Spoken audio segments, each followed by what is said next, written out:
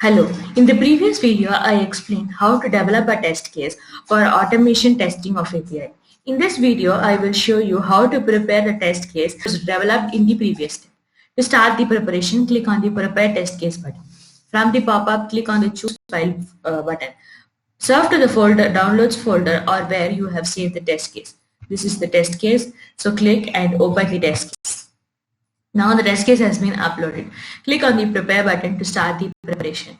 Wait till the preparation is complete. Now the preparation has been completed. In the Jenkins, the prepared test case will be auto-created as a new job for easier execution.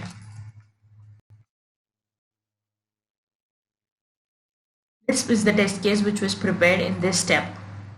This is how you have to prepare a test case for API.